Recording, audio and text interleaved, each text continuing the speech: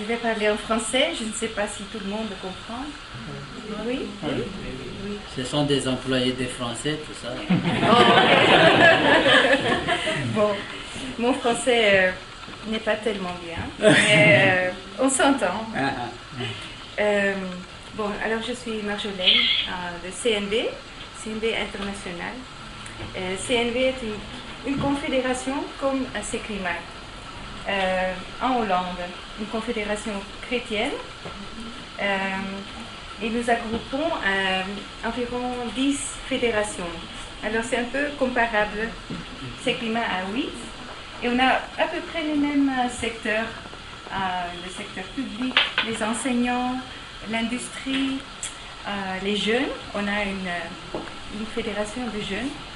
Qu'est-ce qu'on en a encore? Oui, le transport.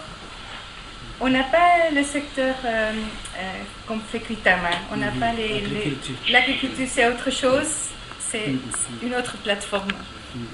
Bon, on a comme 380 000 membres dans tout le pays. Et nous sommes, disons, la seconde confédération au niveau national.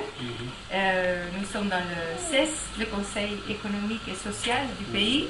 Alors, nos dirigeants discutent, négocient au niveau national avec le gouvernement, avec les employeurs sur les conditions de travail dans le pays et sur la politique économique et sociale.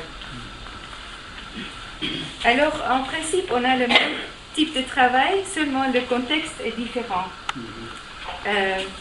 Bon, moi, je travaille dans une petite équipe de 12 personnes dans CNV.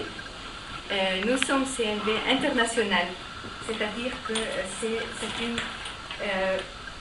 un petit bras de CNV qui exprime la solidarité internationale avec nos frères et sœurs syndicaux dans d'autres pays.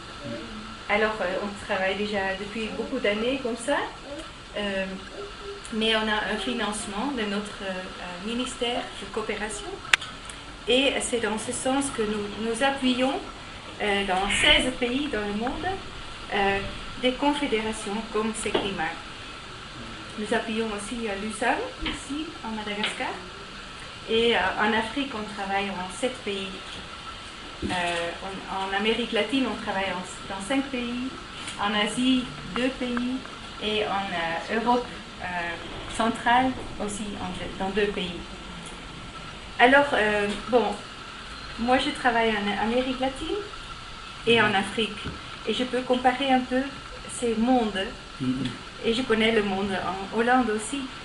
Et on peut constater que vraiment la globalisation, ça nous affecte à tous.